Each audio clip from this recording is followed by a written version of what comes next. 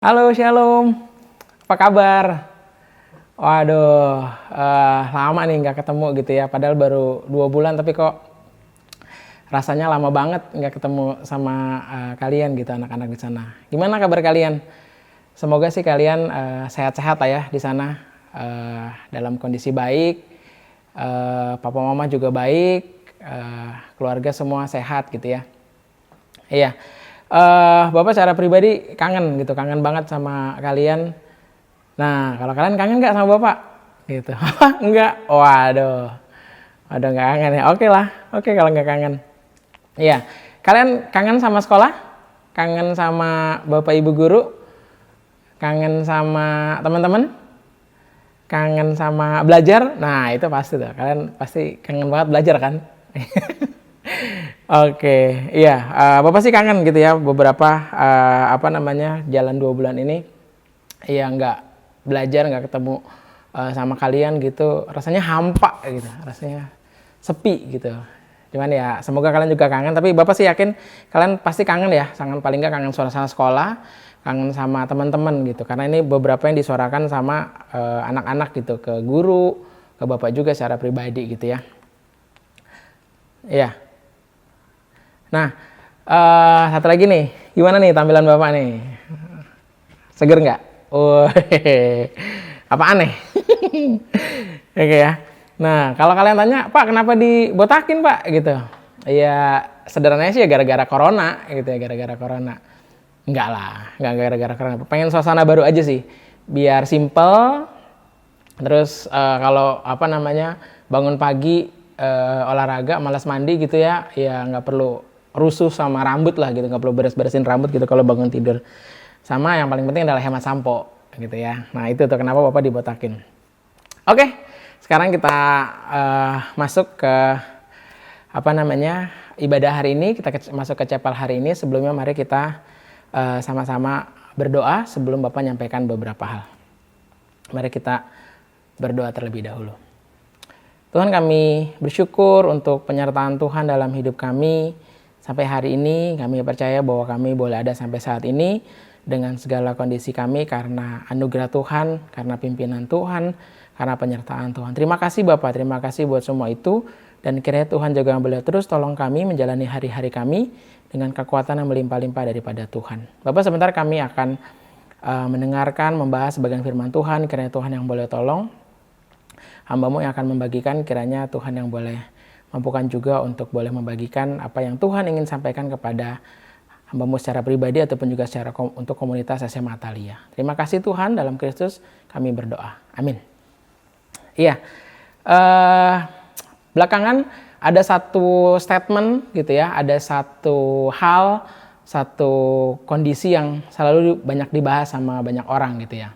Yang dibahas itu adalah the new normal gitu ya. Normal yang baru nanti itu gimana setelah kondisi kita yang tadinya bisa bersama-sama, terus sekarang harus menjaga, awalnya physical distancing, sekarang jadi social distancing. Terus nanti setelah ini kalau corona udah nggak ada atau udah berlalu itu gimana? Gitu. Nah, banyak banget nih orang yang penasaran dengan the new normal tuh nanti kayak gimana. Gitu ya. Nah, itu yang lagi banyak orang juga pengen tahu, banyak juga orang yang bahas gitu ya. Nah, kenapa sih orang bahas tentang the new normal ini gitu, atau kenapa orang akhirnya coba pengen tahu gitu tentang the new normal ini? Yang pasti pertama sih ya penasaran gitu ya, karena perubahannya tuh drastis banget ya. Kalau kalian lihat dari awal tadinya kita tuh kurang lebih bulan Januari masuk ke bulan Februari itu kita masih bisa aktivitas bebas di luar gitu ya, rame-rame. Tapi sekarang ketika kita masuk ke dalam kondisi ini, adanya wabah ini, bahkan sampai PSBB gitu ya, akhirnya kita harus di rumah gitu. Nah, setelah kalau nanti corona berlalu gimana nih? Gitu, ada yang bilang akan tetap pakai masker lah, akan tetap jauh lebih aware dengan kebersihan lah, macam-macam gitu. Ya orang pasti penasaran, setelah ini tuh bagaimana? Orang pasti penasaran, setelah ini gimana? Gitu ya. Nah, tadinya kita bebas terus harus stay at home. Gitu. Jadi kita kadang mungkin nggak terlalu aware gitu dengan keselamatan kita. Sekarang harus bisa rajin cuci tangan gitu, sebelum makan juga cuci tangan gitu, bahkan ketika nggak makan habis megang uang cuci tangan gitu ya. Terus menjaga jarak gitu ya, terus nggak keluar rumah, gitu ya. Mungkin kita sibuk juga dengan baca buku dan segala macam, atau tadinya seminar bisa ketemuan, sekarang jadi webinar gitu ya, seminar web gitu, seminar online gitu. Nah itu yang sekarang kita lakukan. Nanti setelah ini kalau corona berlalu masih kayak gitu nggak ya, atau gimana gitu? Tadinya kita bisa kerja ke kantor, kerja dari rumah. Tadi kita di sekolah, belajar bareng-bareng, sekarang belajar dari rumah gitu. Nah setelah ini gimana nih? Apakah bakal balik lagi ke yang seperti yang dulu, atau akan ada perubahan-perubahan gitu, entah itu kecil, entah itu besar. Nah banyak orang penasaran dengan hal itu. Nah selain penasaran, di balik orang bertanya the new normal itu ada beberapa kekhawatiran dan ketakutan juga gitu. Kenapa sih kondisi ini timbul? Kenapa ada kekhawatiran? Kenapa ada ketakutan yang juga timbul gitu. Nah, ya itu nggak lain dan nggak bukan karena memang kondisi yang tadi kita normal terus masuk ke dalam kondisi pandemi ini nih, itu juga perubahan yang drastis gitu ya. Bahkan ada banyak hal-hal negatif gitu kalau kita boleh bilang ya, yang dialami oleh secara individual ataupun secara komunitas, paling nggak komunitas kecil yaitu keluarga gitu ya. Ya kalau kita lihat, misalnya kita lihat secara bangsa Indonesia dulu lah gitu ya.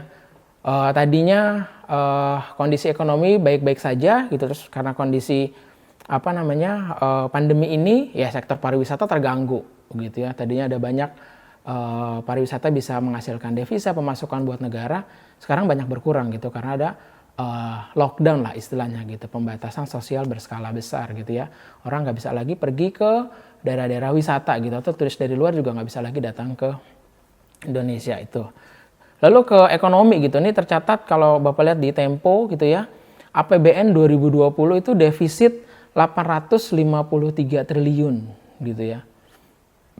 Ya dari total APBN kita terus defisit sekian, itu bukan jumlah yang kecil ya, jumlah yang besar banget, sehingga akhirnya ada banyak mungkin kerugian-kerugian juga yang dialami oleh perusahaan gitu ya, sehingga akhirnya nggak bisa jalan produksinya, sehingga akhirnya mungkin dengan segala pertimbangan kondisi yang demikian berat ya ada pengurangan karyawan gitu. Dan akhirnya dampak ini yang tadinya nasional, lokal sampai kerasa ke level keluarga gitu ya. Mungkin ada orang tua yang akhirnya tadinya bekerja sekarang nggak bekerja gitu. Anak-anak yang tadi yang lihat papa mamanya bekerja sekarang nggak bekerja, dan akhirnya kondisi ekonomi juga jadi sulit gitu. Nah ini beberapa dampak yang terjadi gitu ya. Nah kekhawatiran akan perubahan kondisi yang sebelumnya dirasakan itu juga nanti menimbulkan kekhawatiran, ketakutan kalau nanti udah hilang bakal balik segera nggak ya normal seperti semula gitu, atau kita bakal butuh berapa tahun untuk bisa balik lagi gitu, untuk bisa normal lagi. Nah, itu yang jadi pertanyaan tuh, ada kekhawatiran, ada ketakutan. Nah selain itu ya kalau Bapak rasakan gitu ya, dan juga Bapak tahu dari anak-anak, ya ada yang lelah juga, ada yang udah bosan juga gitu ketika harus terus-menerus di rumah gitu. Nah paling ketara sih waktu kemarin kita panitia guru bagiin berkas gitu ya ke anak-anak kelas 12 yang udah lulus gitu. Kita kasih raport sama SKL gitu. Nah itu beberapa anak tuh pengen ikut ke mobil yang dipakai buat nyebarin berkas gitu. Pak biar saya bantuin deh, saya ikutin gitu. Bosan Pak di rumah gitu. Nah ini juga pasti Bapak sih dirasakan sama orang-orang yang tadinya bisa keluar bebas, sekarang harus ada di rumah gitu. Secara khusus pasti yang kerasa banget orang-orang yang ekstrovert gitu, yang dapat energinya dari lingkungan sekitar gitu ya, dari orang ketika dia ketemu sama orang. Nah ini paling nggak 3 kondisi itu, penasaran, khawatir sama takut, sama juga bosan sama lelah gitu. Apalagi ketika pasti beda lah kuliah online atau belajar online dengan kuliah langsung ketemu tatap muka gitu ya, dengan teman-teman sekelas, dengan dosen atau dengan guru gitu. Tadinya ketemu, sekarang harus ya ngeliat di layar aja gitu ya, nggak ada gimana-gimana, cuma ketemu di layar aja gitu. Orang yang tadi 3 dimensi sekarang jadi 2 dimensi gitu ya. Nah itu yang ya pasti ada menimbulkan kelelahan-kelelahan juga gitu ya. Nah ini yang terjadi. Nah kelelahan-kelelahan itu, kekhawatiran, ketakutan itu tuh disadari atau enggak, kalau terus berlangsung lama itu bisa menjadi sebuah menumpuk gitu ya, bisa jadi penderitaan yang keras. Aduh ini kapan berakhir gitu. Itu makanya kenapa orang benar-benar penasaran apa yang akan terjadi setelah ini gitu ya. Karena satu sisi rasanya menderita banget gitu. Karena memang ini kan salah satu bahasa kasih kita gitu ya. Bertatap muka, ngobrol, ketemu gitu ya. Terus itu hilang gitu. jaga jarak, social distancing gitu ya. Nah itu ada hal-hal yang wah kita bergumul sekali dengan hal itu. Bisa jadi rasain penderitaan gitu. Bahkan sampai ada beberapa orang gitu ya, atau kalau kita lihat juga ada beberapa hamba Tuhan yang mendoakan supaya ini segera berakhir gitu. Penderitaan ini segera berakhir. Saya enyahkan kiranya Tuhan yang menolong untuk mengenyahkan corona ini gitu. Kiranya Tuhan yang menolong wabah pandemi ini segera berakhir gitu ya. Karena memang ini capek gitu, lelah. Bahkan kita sampai dalam kondisi menderita gitu. Nah, kondisi kayak gini tuh bagaimana ya kita menyikapinya? Bagaimana kita menyikapi penderitaan ini? Bagaimana kita menyikapi kondisi yang nggak enak ini? Kondisi yang nggak nyaman ini? Kondisi yang membuat kita lelah, kondisi yang membuat kita bosan, kondisi yang membuat kita khawatir, stres, dan segala macam gitu ya. Bagaimana kita menyikapinya? Ya, bagaimana sih kita menyikapi kondisi yang stres ini, kondisi yang nggak mudah ini, kondisi yang sulit ini, gitu, kondisi yang bikin lelah juga, kondisi yang bikin jenuh juga, gitu ya, kondisi yang dalam tanda kutip membuat kita menderita. Gimana kita menyikapinya? Nah, kita akan sama-sama belajar dari salah satu tokoh, gitu ya, yang ada di Alkitab, tokoh Elia. Nah, kita sama-sama buka 1 Raja-Raja 19 ayat 1 sampai 16. 1 Raja-Raja 19 ayat 1 sampai 16. Oke, di 1 Raja-Raja 19 ini kalau kalian lihat gitu ya, ada beberapa tahapan gitu ya. Nah, Bapak langsung kasih garis besarnya.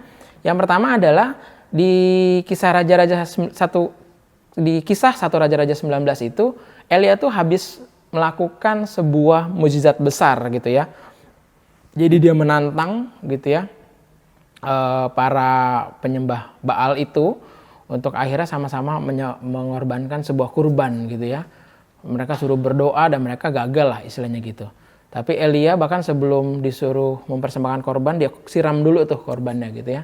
Dan lalu Elia berdoa dan datang gitu ya. Jadi dia habis melakukan mukjizat besar gitu ya di kisah ini.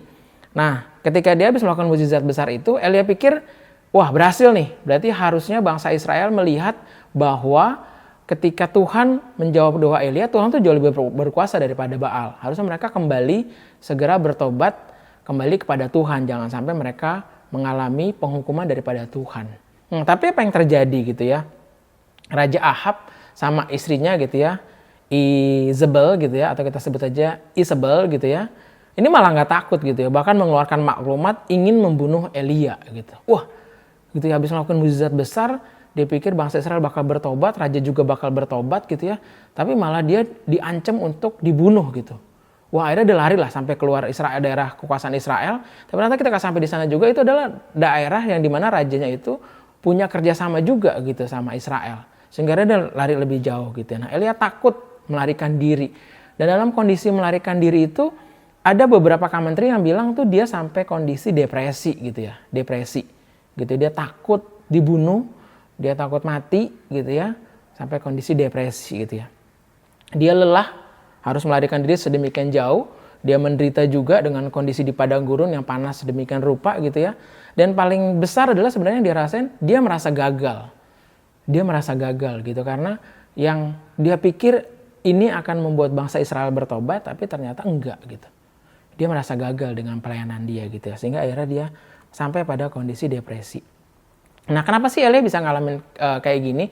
Nah, salah satu buku yang Bapak baca gitu ya, penderitaan itu memang seringkali membuat kita khawatir, takut, dan akhirnya bahkan sampai kondisi paling ujung tuh biasa kita sampai mempertanyakan kemahakuasaan dan kebaikan Allah gitu ya. Penderitaan seringkali membuat kita mempertanyakan kemahakuasaan dan kebaikan Allah gitu ya.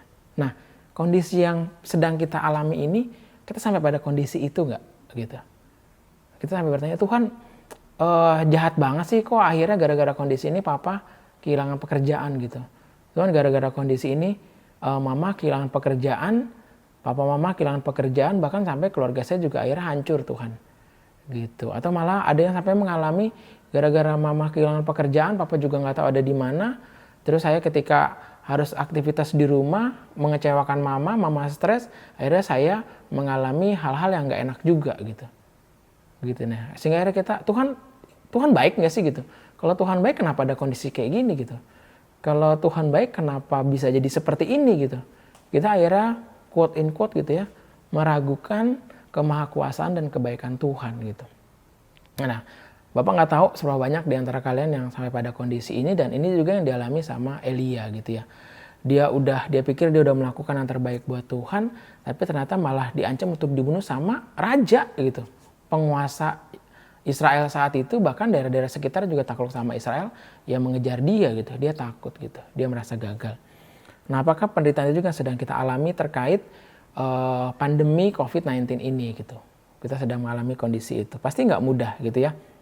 Nah, tapi kalau kita lihat kisah Elia selanjutnya gitu ya, ternyata dalam masa-masa pelariannya itu, dalam masa-masa dia merasa gagal, dalam masa-masa dia merasa takut, dia khawatir, dia depresi, dia merasa menderita sekali hidupnya gitu ya, ternyata Tuhan cari dia.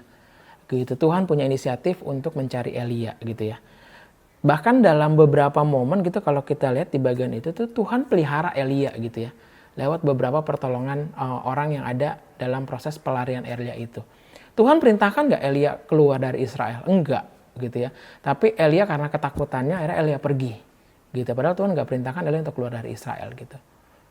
Gitu ya. Elia kabur, Elia pergi karena ketakutannya, tapi Tuhan tetap cari Elia. Tuhan pelihara dan pengen Elia panggil pulang gitu. Tapi menariknya, cara Tuhan panggil Elia untuk balik pulang itu, Elia pikir tuh dengan cara yang ajaib gitu. Karena kan dia habis bikin sebuah mukjizat besar gitu ya. Dia habis bakar korban bakaran, bakal disiram dulu pakai air. Terus Tuhan kirimkan api dari langit. Dia pikir Tuhan bakal datang. Tapi ternyata Tuhan enggak tuh. Tuhan enggak datang dalam badai gitu ya. Tuhan enggak datang dalam gempa. Tuhan enggak datang dalam api gitu ya. Tapi Tuhan datang dalam angin sepoi-sepoi gitu ya. Nah, apa sih makna yang bisa kita tarik dari bagian ini gitu ya? Seringkali kita tuh ingin melakukan panggilan kita, ingin melakukan hidup kita, ingin menjalani hidup kita itu dengan cara kita gitu. Bahkan dalam tanda kutip kita mengatur Tuhan. Tuhan harusnya kan kayak gini. Yang saya tahu baik tuh kayak gini, harusnya kayak gini. Tuhan harusnya kan nggak ada corona supaya ekonomi bisa jalan, kondisi keluarga saya juga baik gitu, kondisi bangsa negara saya juga baik gitu. Jadi harusnya kan kayak gini gitu. Jadi kita tuh kayak ngatur Tuhan gitu. Enggak gitu ya, enggak ya. Tuhan tuh punya caranya, Tuhan punya waktunya, dia pengen kita justru tanya sama dia apa yang dia mau dan kita lakukan. Nah, Elia dalam keterbatasan mengerti dia, ketika dia bisa melakukan mukjizat, terus ada ancaman raja, dia pikir dia gagal, dia kabur, dia lari, dia takut gitu ya. Dia nggak tanya Tuhan dulu gitu. Nah, ketika kita dalam kondisi-kondisi kayak gini, kita cari Tuhan nggak? Kita tanya Tuhan nggak? Gitu.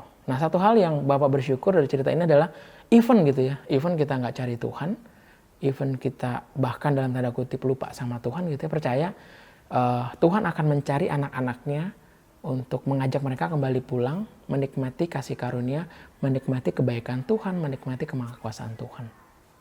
Nah, ketika Elia taat ya Tuhan akhirnya menolong dia, menyertai dia kembali, membuat dia akhirnya keluar dari masa-masa sulit, masa-masa menderita dia. Gitu. Nah, kalau dari bagian ini apa yang bisa kita pelajari gitu ya? Kalau saat ini mungkin kita merasa menderita gitu ya, merasa lelah, merasa takut, merasa khawatir, ya saya pikir kita sedang berjalan dalam jalannya kita gitu ya. Kita sedang merasa bahwa ini tuh akhirnya bakal tidak baik gitu ya. Ini tuh akhirnya bakal menyeramkan gitu ya. Tapi buat sebagai anak Tuhan ya kita punya pengharapan itu gitu ya. Ya Tuhan udah mati buat kita gitu ya. Kita setelah hidup di dunia ini kita akan hidup bersama dengan dia di surga nanti. Itu pengharapan kekal kita gitu ya.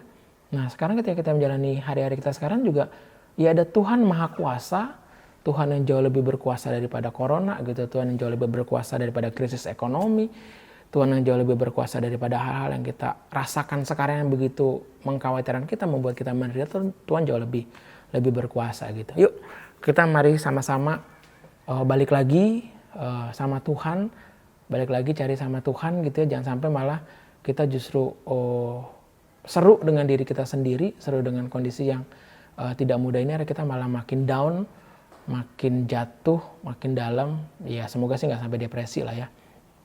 Gitu ya, kita cari Tuhan itu. Percayalah, Tuhan sih cari kita gitu ya, Tuhan cari kita. Tapi seringkali kondisi sekitar atau pergumulan berat itu membuat kita nggak dengerin suara Tuhan gitu. Lalu gimana dong? Yuk kita sama-sama kembali. Mari sama-sama coba deh cari waktu untuk berdoa secara pribadi kepada Tuhan gitu ya. Entah itu pagi hari, entah itu malam hari gitu, entah itu siang hari. Tapi saran Bapak sih gini, cari waktu di mana memang waktu itu hening gitu. Waktu itu. Jadi ini nggak bicara tentang keheningan itu nggak cuma sekedar kapan gitu ya, pagi, siang, sore, malam, tapi memang suasana juga mendukung gitu ya.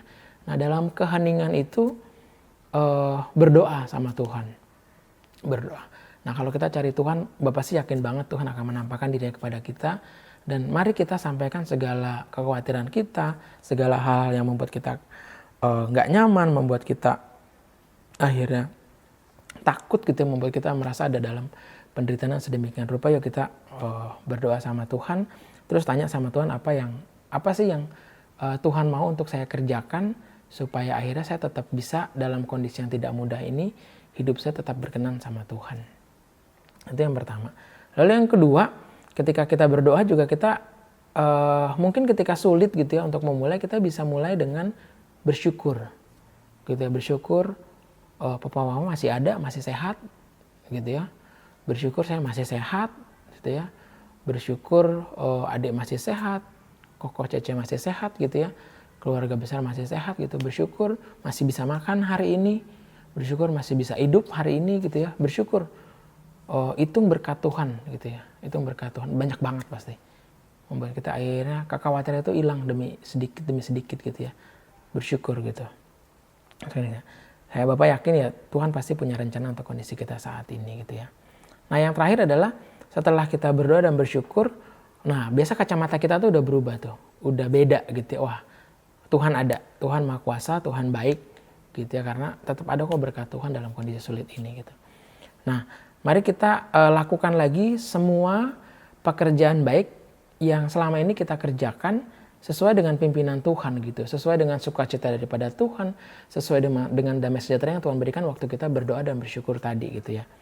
Nah salah satu yang Bapak yakini yang Tuhan tetap ingin kita lakukan adalah kita tetap produktif gitu ya. Nggak akhirnya mengasihi diri sedemikian rupa sehingga akhirnya nggak ngapa-ngapain gitu ya. Tapi mari kita bangkit bersama dengan Tuhan, kita lakukan semua kegiatan kita untuk bisa tetap produktif gitu.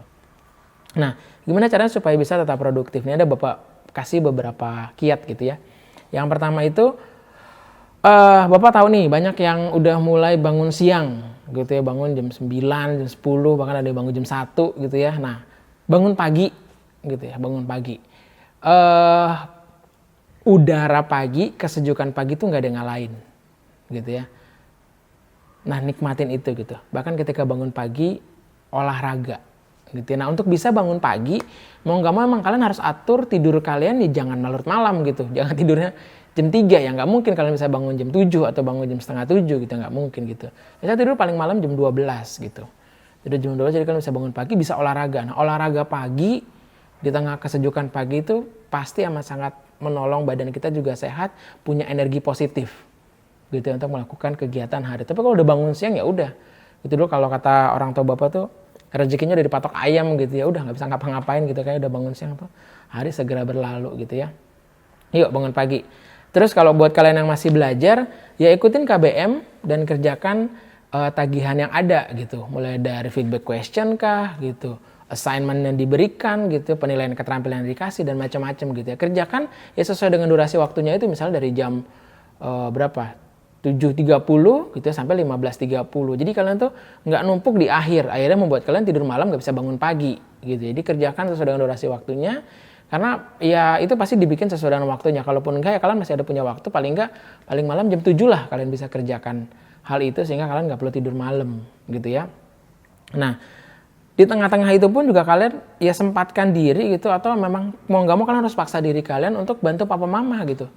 Kondisi sulit yang dialami ini Bapak sih yakin ya paling besar pasti dirasakan sama orang tua kalian gitu ya. Makanya seringkali tekanan itu, apa yang tekanan yang mereka rasakan akhirnya membuat mereka juga menekan kalian. Nah gimana caranya? Ya bukan kalian akhirnya malah komplain gitu ya, malah ngelawan gitu, enggak gitu. Yuk mari sama-sama bantu papa mama juga di rumah gitu.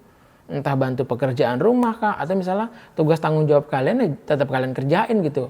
Bangun tidur ya beresin tempat tidur, beresin kamar gitu ya, barang-barang jangan sampai berantakan gitu. Terus bantuin papa mama aja, misal bantuin cuci piring kah, bantuin nyuci kah, atau bantuin masak kah, ya macam-macam lah kalian bisa lakukan. Atau mungkin kalau kalian punya adik ya kalian bantuin gitu, ajarin adik kalian yang lagi belajar online juga pastikan gitu, sehingga dia juga bisa menikmati proses pembelajaran ini gitu. Nah ini yang harus kita lakukan gitu ya. Nah selain itu kalian juga bisa belajar hal-hal baru gitu ya, belajar hal baru. Misalnya nih paling gampang ya, Bapak mulai dengan Microsoft Office lah. Kita ambil tiga yang paling sederhana, Word, PowerPoint, sama Excel. Siapa di sini coba yang udah bisa ketik 10 jari? Yang 11 jari ya, 11 jari kan gini tuh. Ketik 10 jari. Nah sekarang nih saatnya gitu kalian coba maksimalin itu gitu. Terus fungsi-fungsi shortcut di Word tuh kayak gimana gitu. Itu pasti terupgrade banget tuh kalau kalian bisa. Itu lakukan seminggu aja rutin gitu ya. Terus PowerPoint, gimana bikin presentasi yang menarik gitu ya.